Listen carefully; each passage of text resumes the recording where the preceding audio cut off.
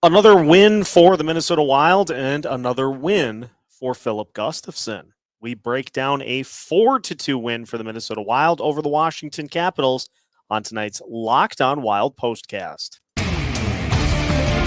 You are Locked On Wild Postcast, part of Locked On Sports Minnesota, your team every day.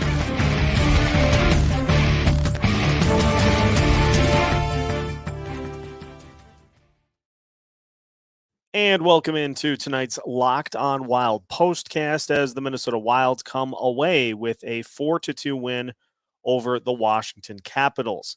And for the Wild, it continues a very nice trend in which I think they have figured out the winning formula on the road. And it involves the following sequence: outlast the initial push by the home team, which we saw in the first period. The Wild outshot in the first something like 18-4. Including the first 5-ish minutes of the game in which the Wild only had one shot on goal.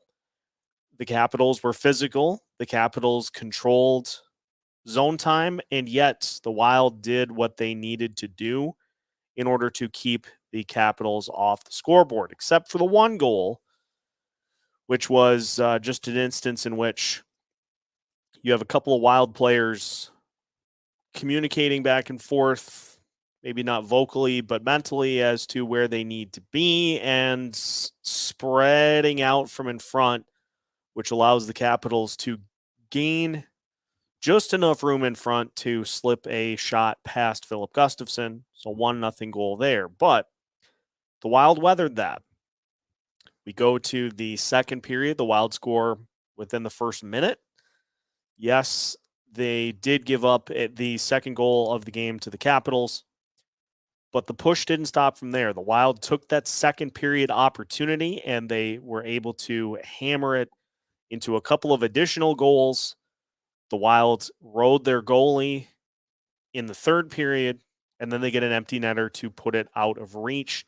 The penalty kill on the road, doing some good things against a unit for Washington that, they haven't been able to find the net on the power play, but it's still a unit that is as dangerous as any in the NHL. And all of this culminates in the Wilds finding a way to come away with a 4-2 win. Wouldn't have thought that was going to be the case after the first period. And so we talked about in the preview for today's game, trying to get back more to the style that they played against the Islanders as opposed to what happened against Arizona at home.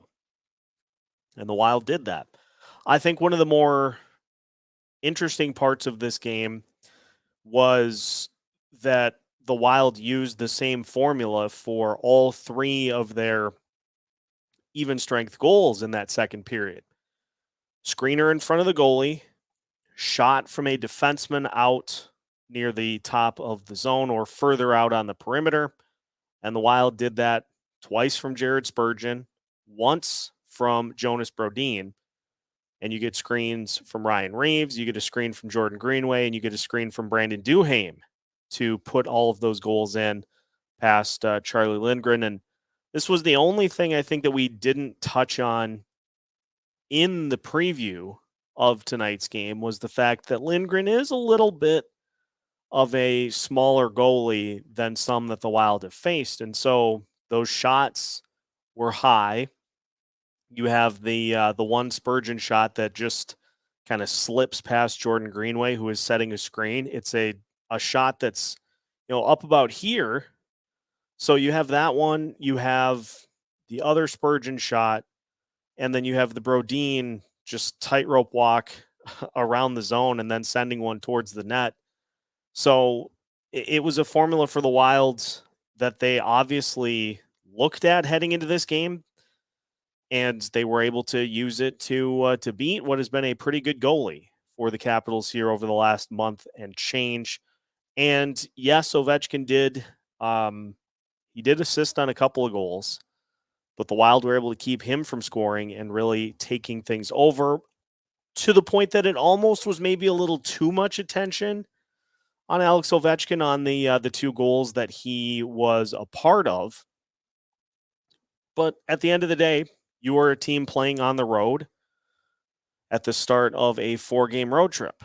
And so you are going into enemy territory, so you're going to be getting their best shot. The Capitals played last night, and so second night of a back-to-back. So they're only going to have so much energy in the tank to be able to throw at you.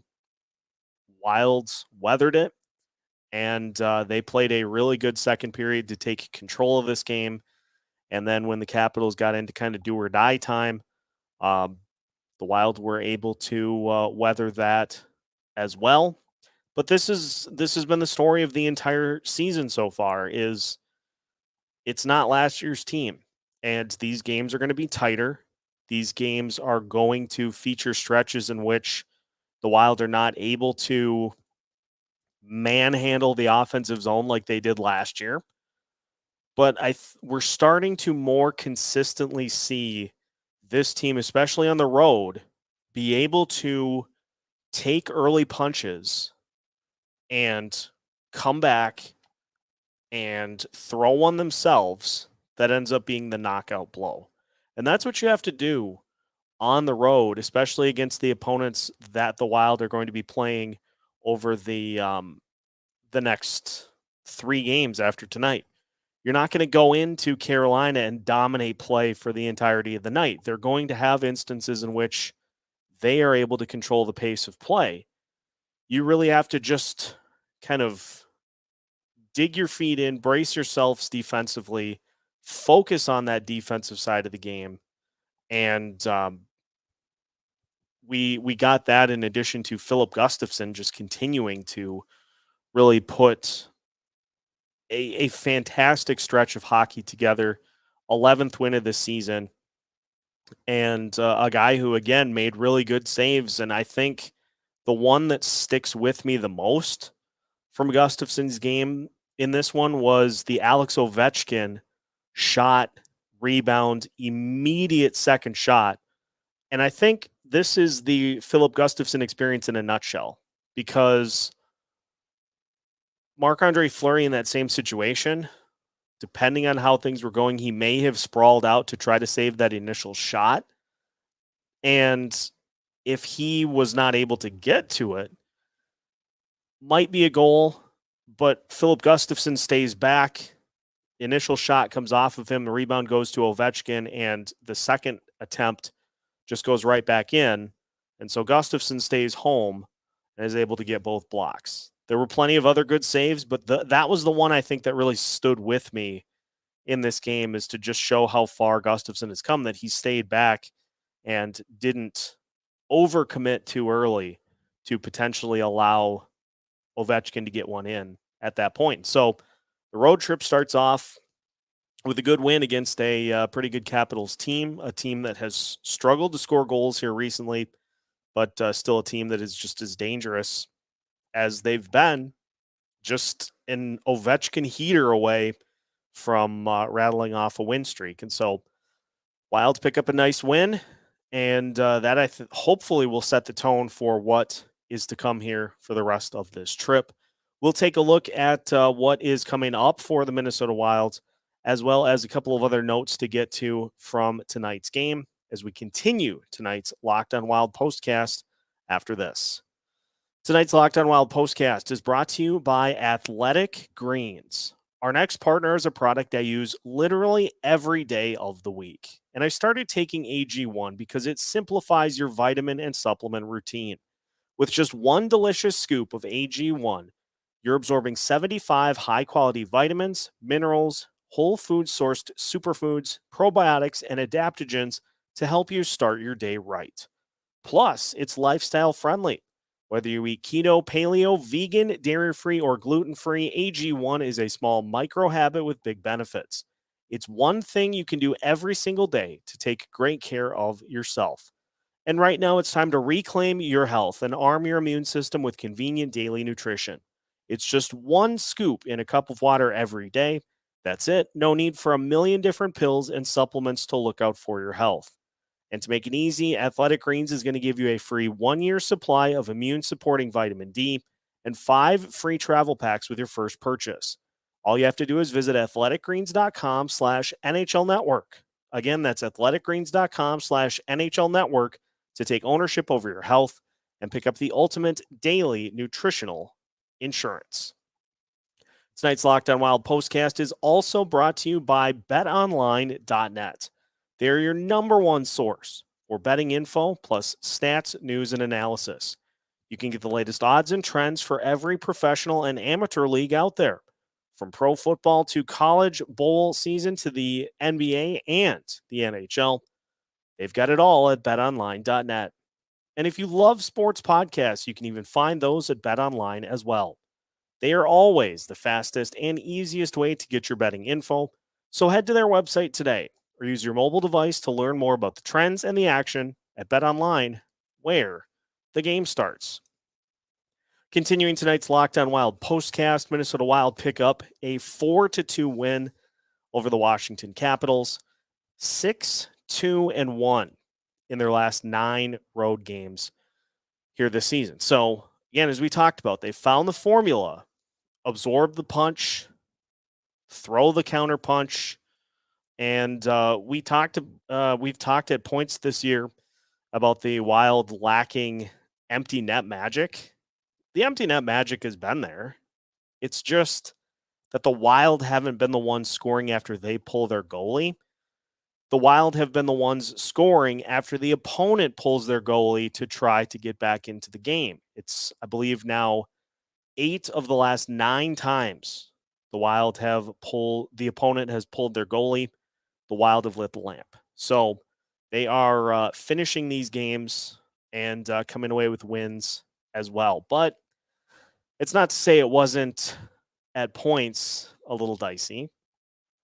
We saw another too many men on the ice penalty, and that is now 10 on the season for the Minnesota Wilds, a handful of which have come on nights in which the Wild have employed the 11 forward, 7 defenseman lineup. But you still have seen others, like we saw tonight, in which you're just a little too eager to get on the ice to maybe turn a play into an odd man rush or what have you. And thankfully it didn't bite him tonight, but second in the NHL in too many men on the ice is not ideal. And I wonder as well where the Wild sit in the NHL at high sticking penalties, because Jordan Greenway took one tonight and just kind of a careless play that, again, thankfully for the Wild, penalty kill did not lead to them being burned by it.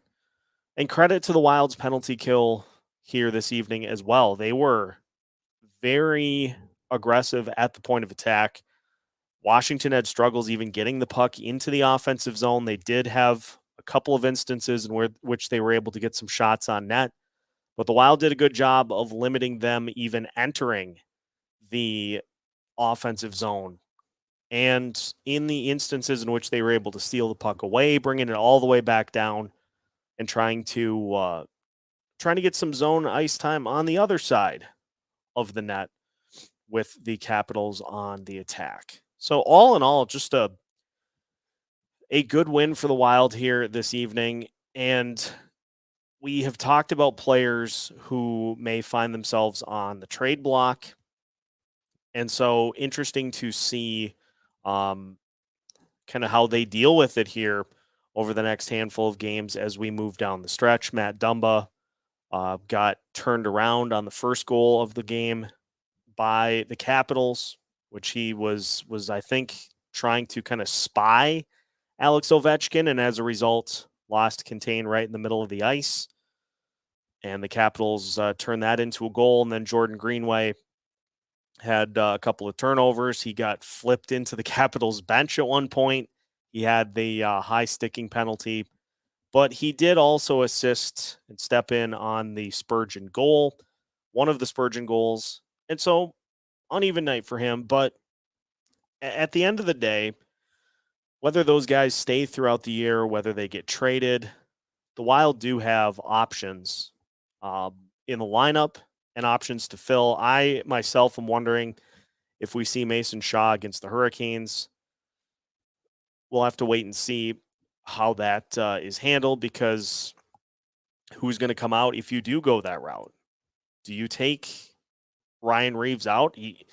I don't know if you can justify going that route to put Mason Shaw back in the lineup, but he has been sitting for the last few games. So you wonder how eager the Wild are going to be to get him back into the lineup. And then do we see Marc-Andre Fleury against the Carolina Hurricanes after another solid performance by Filip Gustavsson in this one tonight?